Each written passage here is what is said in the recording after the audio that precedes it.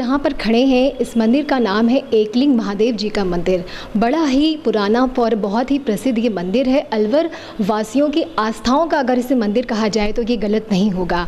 इस वक्त हमारे साथ इस मंदिर के पंडित जी भी हमारे साथ में यहाँ पर जुड़े हुए हैं। उन्हीं से जानते हैं कि कितना पुराना है ये मंदिर और अलवर वासियों के लिए क्या महत्व रखता है ये मंदिर। बहुत बहुत स्वागत है पंडित जी आपका हमारे चैनल पे। थोड़ी सी हमें इस बात की जानकारी दें आप कि ये मंदिर कितना पुराना है। एकलिंग महादेव मंदिर करीब 141 साल पुराना है। इसको पंडित रूपनारायण जी ने बनवाया था और उन्हीं ने स्थापना करी थी। ये मंदिर सत्यनारायण जी का है, वो इसके बाद बना था। वो ज़्यादा पुराना ही बाद में बना है। जैसे कि पंडित जी आपको पता होगा कि थोड़े ही दिन बाद यहाँ पर अंतर्राष्ट्रीय शिव कथावाचक पंडित प्रदीप मिश्रा जी यहाँ पर अपने चरण रखेंगे और शिव महिमा का गान करेंगे। इतना बड़ा उत्सव पहली बार ये ऐसा आयोजन अलवर में होगा, इस पर आप क्या कहना चाहेंगे? ये तो बहुत खुशी की बात है कि अंतर्राष्ट्रीय कथावाचक इस मंदिर में आएंगे और दर्शन करेंगे और उनके अलवर में शिव पुराण की कथा होगी। अलवर वासियों के लिए ये बहुत सौभाग्य की बात है। तो जैसा कि अभी आपने जाना पंडित जी से कि कितना पुराना ये मंदिर है और क्या महत्व रखता है ये अलवर और यहाँ के लोगों के लिए। अब इसके बाद हम बात करेंगे इस आयोजन को कराने वाली संस्था के अध्यक्ष से कि कैसी रहेगी इस पूरे कार्यक्रम का आयोजन, कैसा रहेगा, इसकी रूपरेखा कैसी रहेगी।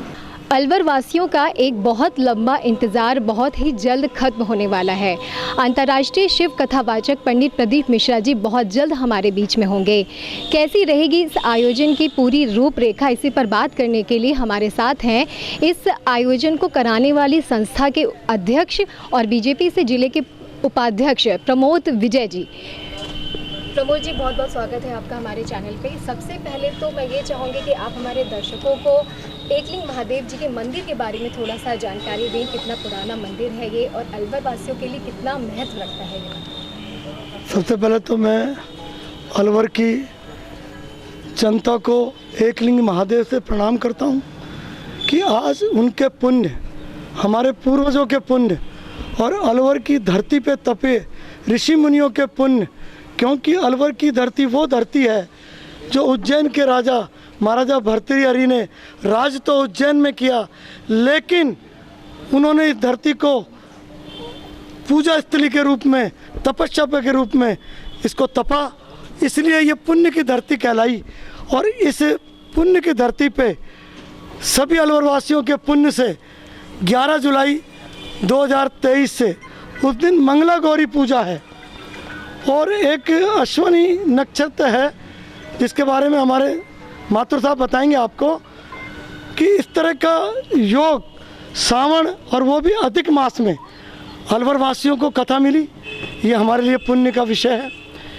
ये कथा 11 जुलाई को कलश यात्रा से स्टार्ट होकर के और 12 जुलाई को कथा स्टार्ट होकर के 18 जुलाई तक हम विजयनगर मैदान में इस कथा को प्रदीप मिश्रा जी सीहोर वालों के मुखारबिंद से सुनने का अवसर मिलेगा।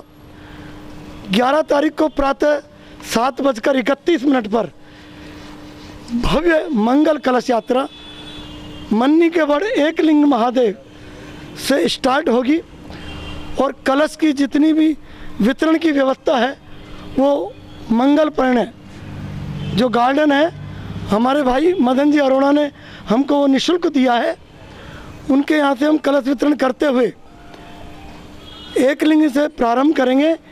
इस कलश यात्रा में हाथी होंगे, 21 घोड़े होंगे, कन्याएं होंगी, साधु संत होंगे, ब्राह्मण देवता होंगे और सभी समाजों की लगभग इसमें झांकी और प्याऊ होंगी और बैंड बाजे से सुशोभित ये झांकी अलवर के इतिहास में हमारा मानना है, समिति का मानना है कि एक भव्य रूप लेगी और ये इतिहास के पन्ने में लिखने जाने वाला अध्याय रहेगा। उसके बाद जब ये कलश यात्रा मन्नी के बड़ से होती हुई ये नहीं होप सर्कस, काशीराम चौराहा, घंटाघर, भगत सिंह होती हुई ये जेल के चौराहे पे पहुंचेगी। उसके पश्चात वहाँ कलश लिए जाएंगे और जो कलश देंगी मातृशक्ति, उनको एक कूपन फिर दिया जाएगा, जिससे जिसने जो कलश दिया है वो कलश उसको वापस मिले। ये व्यवस्था समिति के द्वारा की गई है। उसके पश्चात वहाँ प्रसादी की व्यवस्था रहेगी। जो लोग कलश यात्रा में सम्मिलित होंगे उन सब के लिए वहाँ प्रसाद की व्यवस्था है।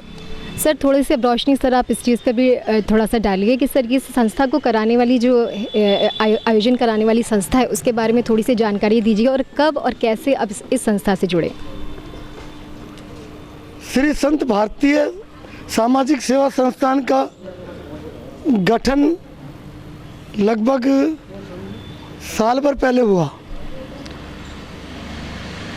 इसका गठन जब किया तो ये कथा उस वक्त हमारे दिमाग में थी और एकलिंग बाबा से हम आज्ञा लेकर के पहली बार 3 सितंबर 1922 में सीहोर पहुँचे, जिसमें मेरे साथ सुधीर माथुर जी थे और मैं था। हमने विश्वविख्यात ख्याति प्राप्त गुरुदेव पंडित प्रदीप मिश्रा जी के से निवेदन किया कि महाराज जी आप अलवर पधारें। तो महाराज जी ने कहा बिल्कुल, हंसते हुए कि मैं अलवर ज़रूर आऊँगा। और हम एकलिंग बाबा की फ़ोटो दे करके और उनसे निवेदन करके वापस अलवर आ गए। उसके पश्चात विजयवर्गीय समाज की एक राष्ट्रीय कार्यकारिणी की बैठक उज्जैन थी। क्योंकि मैं उसमें राष्ट्रीय उपाध्यक्ष हूँ, मुझे वहाँ से निमंत्रण आया तो मैंने मेरी श्रीमती से कहा कि बाबा महाकाल ने बुलाया है और अपन चलेंगे। हम दोनों 18 दिसंबर 2022 को हम सीहोर मतलब महाकाल के लिए रवाना हुए। 19 तारीख की सुबह हमने मीटिंग अटेंड की। उसके बाद हम 2:10 की ट्रेन से सीहोर गए। सीहोर 4 बजे पहुँचे। जैसे ही सीहोर पहुँचे महाराज जी अपने स्थान से निकल चुके थे और हमें बड़ा अच्छा नहीं लगा और मन में ये रहा कि पता नहीं क्या अपराध हो गया जो महाराज जी से मुलाकात नहीं हुई। लेकिन क्या मैं दूसरी बार गया था, मिसेज पहली बार गई थी, तो मिसेज बोली अपना तो 20 तारीख को मिलने का था, तो आप चिंता क्यों कर रहे हो, मुझे तो मंदिर के दर्शन कराओ। तो मैं अंदर गया और मंदिर के दर्शन कराए। उस दौरान मैं अलवर का पूरा इतिहास लिख कर के ले गया था। जो वहाँ पर कथा देते हैं वो गुरुजी के रिश्ते में शायद भांजे लगते हैं। उनको सागर जी के नाम से भी जानते हैं, समीर जी के नाम से भी जानते हैं। उनसे मैंने निवेदन किया कथा देने के लिए, तो उन्होंने कहा मार्च 2025 के बाद आपको कथा मिलेगी, उससे पहले कोई कथा है नहीं। मैंने अलवर का जो वर्णन और इतिहास लिख के ले गया था वो मैंने उनको समर्पित किया और मैंने निवेदन किया कि समीर भैया मुझे एकलिंग महादेव ने भेजा है, कथा देना न देना आपका है, पर भेजा मुझे उन्होंने है। बस मैं इतनी चर्चा कर रहा था कि इतने में ही महाराज श्री वापस आ गए। ऐसा बताते हैं वहाँ के लोग कि एक बार महाराज जी जब उस आश्रम से चले जाते हैं शाम को तो पुनः दोबारा नहीं आते। लेकिन मेरे लिए तो ये आश्चर्य नहीं, ये बाबा एकलिंग का आशीर्वाद कहूँगा कि उनके आशीर्वाद से वो महाराज जी आए और 2 सेकंड में उन्होंने कहा कि अरवल वालों को कथा दो। तो समीर भाई ने कहा कि महाराज जी ये 2025 की बुक है कथा, मैं मार्च के बाद ही दे पाऊँगा। तो मैंने उनसे निवेदन किया कि आप कथा तो देखिए, मुझे 2023 के लिए एकलिंग बाबा ने भेजा है।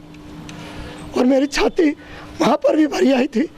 तो प्रदीप मिश्रा जी ने हाथ रख के कहा कि आप इनको दिखाइए कंप्यूटर। जब कंप्यूटर में उसने देखा तो वो मेरी तरफ देखने लगा और मुझसे कहा कि कथा तो बुक है लेकिन इसका पेमेंट नहीं आया। तो मैंने उनसे कहा आशीष भाई ये कथा एकलिंग बाबा ने बुक कराई है और पैसे देने मुझे भेजा है। और वो उस दिन 19 दिसंबर 2022 को ये कथा 12 से 18 जुलाई की हमको वहाँ से मिल गई थी। और मेरा रिजर्वेशन हालांकि 20 तारीख का था, लेकिन मैं खुशी से इतना पागल था कि जीवन में मुझे इतनी खुशी दी बाबा ने उस दिन, जिसका मैं वर्णन आप लोगों के बीच में नहीं कर सकता। मेरे पास ऐसे शब्द नहीं है। और मैं तुरंत वहाँ से भोपाल पहुँचा और बस में रिजर्वेशन करा करके मैं भोपाल से जयपुर और जयपुर से अलवर बाबा की यहाँ स्थान पर आकर मैंने बाबा को धन्यवाद दिया। और मैंने बाबा से कहा कि बाबा, इस कथा को आपने दिलाई है, आप ही इस कथा को कराएंगे, कराने वाले आप हैं और करने वाले आप हैं। ये व्यवस्था आपको करनी है, आपके माध्यम से ही ये कथा मुझे मिली है। उसके बाद मैं यहाँ से पांडुपोल धाम गया, जो भक्त शिरोमणि भगवान पांडुपोल जी महाराज, हनुमान जी महाराज, मैं उनके चरणों में विनती करके गया। मेरी समिति के सदस्य उसमें हम सब थे, भाई कपिल जी, अरविंद, भोलू भाई के अलावा रिंकल भाई, हमारे सारे परिवार था। श्याम भाई की मिसेज थी, रोशन जी, हेमंत जी, सब लोग, रामलाल जी, राकेश भाई, सब लोग जो थे हमारे साथ, ये सब लोग हम गए वहाँ। हमने हनुमान जी पांडुपोल का धन्यवाद दिया। उसके बाद हम उदयनाथ धाम गए। महाराज जी वहाँ आश्रम पे मिले नहीं। हमने महाराज जी को फ़ोन किया तो महाराज जी बोले मैं तो सिरिस्का में आपकी इंतजार कर रहा हूँ। तो हमने सिरिस्का में जो उनका आश्रम है बॉर्डर पे, थाना गाजी पे, वहाँ पे हमने महाराज जी को प्रणाम किया और आशीर्वाद लिया।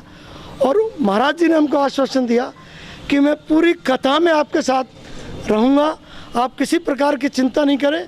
और उन्होंने हमें एक रास्ता दिखाया कि हमारा मन था कि 7 दिन हम कथा एकलिंग बाबा को वहाँ मंच पे बिठा के सुनाएंगे और 7 दिन हमारे सोनू भाई है जो श्रृंगार करते हैं, उनके द्वारा उनका श्रृंगार किया जाएगा।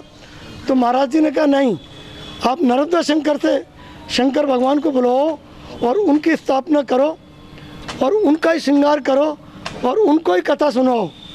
और उसके बाद मैंने कहा महाराज जी, मेरे पास तो इतनी ज़मीन नहीं है, कोई बगीची नहीं है, मैं इसकी स्थापना कहाँ करूँगा, मैं तो आप जानो, आपका काम जाने, आपके आश्रम में रख दूँगा। तो महाराज जी हंसने लग गए। मैं आपको ये इस बात को इसलिए बता रहा हूँ कि जैसे ही मैं मंदिर आया और शाम को हमारे रवि भाई ने चर्चा कही कि मैं विजयनगर में भोलेनाथ की स्थापना करना चाहता हूँ और हमारी समिति करा रही है, तो मैंने उनसे निवेदन किया कि भाई भोलेनाथ तो नर्मदा शंकर से आ रहे हैं, अगर आपकी समिति का मन हो तो आपको हम वो भोलेनाथ समर्पित कर सकते हैं। तो रवि भाई ने कहा कि मैं समिति से बात करके आपको बताऊंगा। और दूसरे दिन उन्होंने कहा, समिति ने स्वीकार कर लिया कि उस भोलेनाथ को हम यहाँ स्थापना विजयनगर करेंगे।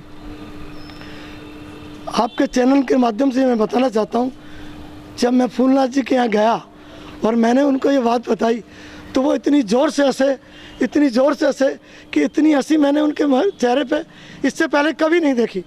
उन्होंने कहा मुझे सब पता था कि ऐसा होने वाला है और मैं नहीं, ये भोलेनाथ ऐसा चाहते हैं।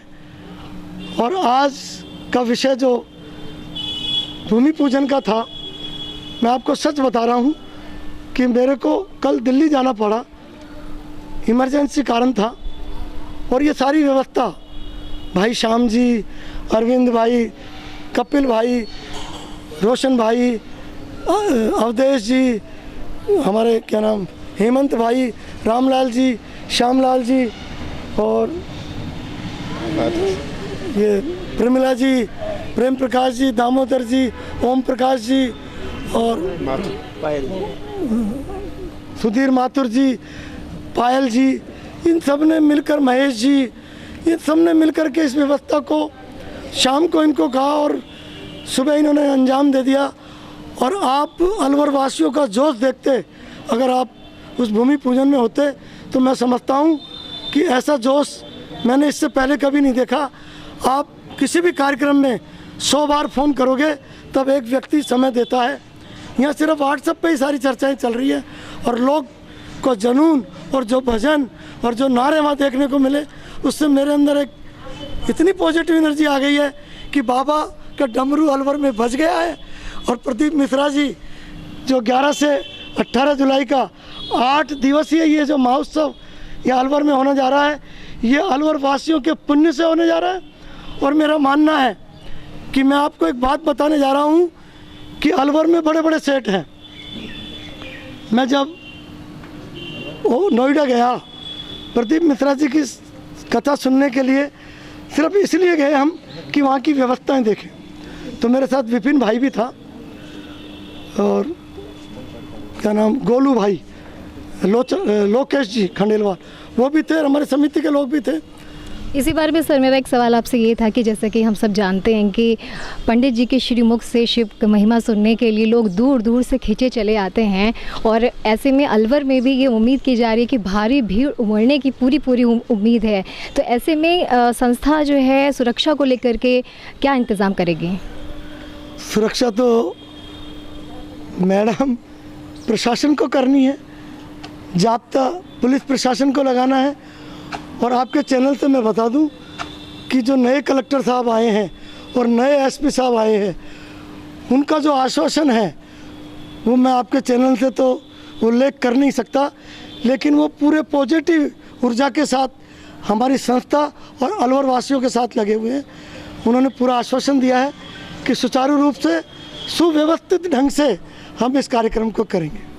सर आज यहाँ पर भूमि पूजन के साथ साथ महिलाओं को साड़ी वितरण का भी कार्यक्रम रखा गया था, उसके बारे में थोड़ी सी हमारे चैनल के दर्शकों को जानकारी दें। पहले किसी भी काम को करने से पहले एक कलश पूजन होता है, तो शिव महापुराण कथा के लिए भी हमने सोचा कि कलश क्या यात्रा निकले और वो यात्रा भव्य निकले और अलवर वासियों का ऐसा सहयोग रहा और मेरे को, मेरी समिति को, पूरे कार्यकर्ताओं का ऐसा योगदान अलवर वासियों ने दिया जिसकी मैं आपके चैनल से प्रशंसा करूंगा, वो भी कम रहेगी। इसलिए मैं इतना ही कहूँगा कि उनका पूर्ण सहयोग हमको मिल रहा है। ऐसे ऐसे दानवीर हैं जिन्होंने एक एक दिन का पूरा भोजन दिया है। आप भाई संजय जी अग्रवाल अब तिजारत से पधारे हैं। आप 18 तारीख का जो भोजन भंडारा है, जो प्रसादी है, जो विभिन्न राज्यों से, पूरे ज़िले से अलवर की जनता के लिए जितना भी प्रसादी लोग पंडाल में कथा स्थल पे भोजन प्रसादी लेंगे, आप संजय भाई साहब की परिवार की ओर से होगी। ये अलवर वालों के लिए गर्व की बात है कि गुजरात, MP, UP, हरियाणा, राजस्थान से तो आ ही रहे हैं। ठीक है, आपको बताऊं नागपुर से लोग आ रहे हैं, ठीक है, हिमाचल प्रदेश से लोग आ रहे हैं जो मुझे फ़ोन है, नैनीताल से लोग आ रहे हैं, ठीक है ना। ये सब अलवर वासियों के लिए उत्साह का माहौल है। और मैं आपके चैनल से निवेदन करना चाहता हूँ कि ये अलवर की धरा का सवाल है, ये भरतरी हवा धरती की धरा का सवाल है। ये हम सब का कर्तव्य बनता है कि अलवर में आने वाला प्रत्येक भक्त जो है वो अलवर का अतिथि है और अलवर वासियों को चाहिए कि प्रत्येक अतिथि की सेवा करे। ये मेरी समिति की ओर से अलवर वासियों के लिए एक हाथ जोड़कर निवेदन है। कलश यात्रा को देना, हाँ आज पहले से तय थी हमारी तारीख, लेकिन हमारे पूर्वजों ने हमें बताया कि चौथ, नौमी, चौदस अगर शनिवार को हो तो उसमें किसी से मुहूर्त निकलवाने की ज़रूरत नहीं है। इसलिए हमने इस साड़ी वितरण का और जो दुपट्टा वितरण का वो हमने पहले, इससे पहले विश्वत्वार को रखा था, लेकिन हमने उसको चेंज किया कि किसी महापुरुष की बात को मुझे जब ध्यान में आई तो हमने भूमि पूजन भी आज 14 शनिवार को करवाया और साड़ी वितरण और दुपट्टे का कार्यक्रम भी आज 14 शनिवार मानते हुए इसलिए करवाया कि ये एक 14 अच्छा वार है, अच्छी तिथि है और पूर्वजों ने बताई हुई है, तो पूर्वजों के बताए हुए मार्ग पे चलना चाहिए। और हमारे गुरुदेव पूज्य पंडित प्रदीप मिश्रा जी भी यही सनातन धर्म को लेके चल रहे हैं और हिंदुओं को जगाने का काम कर रहे हैं। ये अलवर वासियों के लिए पुण्य की बात है और हमने इसमें एक कलश की महिमा का एक पंपलेट डाला है। मेरा प्रत्येक नागरिक से निवेदन है कि इसको पढ़े कि कलश का महत्व क्या है, कलश की पूजा क्यों जरूरी है। और सभी मातृशक्ति से मेरा निवेदन है कि जो कलश धारण करे वो रास्ते में इसको बदला बदली नहीं करे। ये कलश जिसके भी घर में जाएगा, जिसके घर में इसकी स्थापना होगी, मैं एकलिंग बाबा भोलेनाथ से प्रार्थना करूंगा कि उस घर में धन धान्य और माँ लक्ष्मी का वास रहे, उसके घर में किसी भी प्रकार की कोई बीमारी नहीं रहे। ऐसी मेरी प्रार्थना भगवान भोलेनाथ से रहेगी। जो भी कलश को धारण करेगा, जो भी इस कथा को सुनेगा, जो भी इस कथा में जैसे भी सहयोग करेगा, उसको बाबा भोलेनाथ एकलिंग महादेव उसकी सभी समस्याओं का हल करेंगे। और प्रदीप मिश्रा जी कहते आए हैं, बोल बम का नारा है, एक लोटा जल सारी समस्या का हल। तो इस प्रकार का प्रदीप मिश्रा जी का जो नारा है वो अलवर की धरती पे अब साकार होने जा रहा है। मेरा यही आपसे निवेदन है। तो जैसा कि आप सबने अभी ये जाना, प्रमोद जी ने हम सबको बताया कि इस आयोजन को अलवर में भव्य बनाने के लिए क्या कुछ तैयारियां चल रही हैं और कैसे लोगों ने कमर कस ली है कि इस आयोजन को यादगार बनाकर रहेंगे। कैमरा पर्सन सचिन के साथ मसाजिर गुप्ता, ATL न्यूज़।